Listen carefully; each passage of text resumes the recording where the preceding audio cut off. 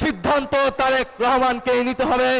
যদি জুলাই সনদ বাস্তবায়ন না করে, গণভোটের গণরায় বাস্তবায়ন না করে, আগামী 5 বছরের মেয়াদ তারা সম্পূর্ণ করে যেতে পারবে না।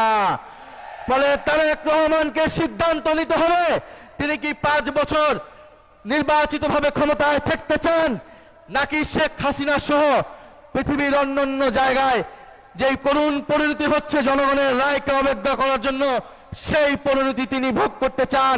সিদ্ধান্ত তারেক রহমানকে নিতে হবে।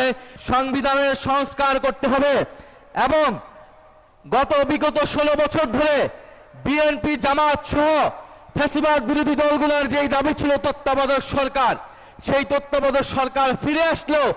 AKS অর্জন করলো গিনেস ওয়ার্ল্ড রেকর্ডস। AKS তত্ত্বাবধায়ক সরকার কোন রূপে গঠিত হবে এটা এখনো জনগণের কাছে পরিষ্কার হয় নাই। এবং আমরা দেখছি বিএনপি দেশের সকল প্রতিষ্ঠান, নির্বাচন কমিশন থেকে শুরু করে সকল প্রতিষ্ঠানকে দলীয়করণ করছে।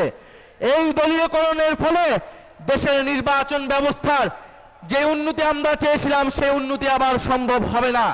আগামী স্থানীয় সরকার নির্বাচনের আগেই নির্বাচন কমিশন সংস্কার করে পুনর্গঠন করতে হবে, অথবা এই নির্বাচন কমিশনারদেরকে পদত্যাগ করতে হবে।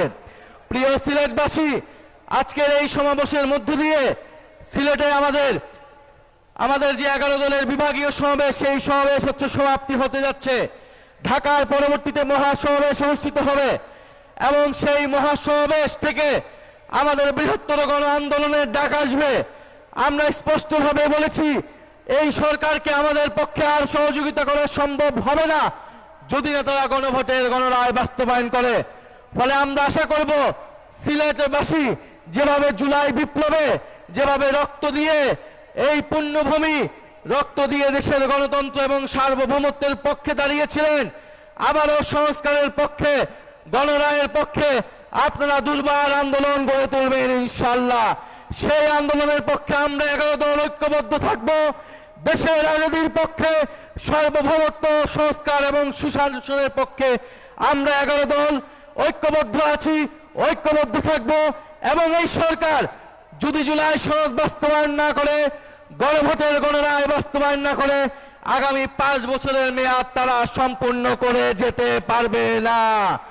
ফলে তারেক রহমানকে সিদ্ধান্ত নিতে হবে, তিনি কি 5 বছর নির্বাচিতভাবে ক্ষমতায় থাকতে চান, নাকি শেখ হাসিনা সহ পৃথিবীর অন্যান্য জায়গায় যেই করুণ পরিণতি হচ্ছে জনগণের রায়কে অবজ্ঞা করার জন্য, সেই পরিণতি তিনি ভোগ করতে চান। সিদ্ধান্ত তারেক রহমানকে নিতে হবে। ইনশাআল্লাহ দেখা হবে বিজয়ে। আসসালামু আলাইকুম। নারায়ে তাকবীর। 11 দলীয় ঐক্য।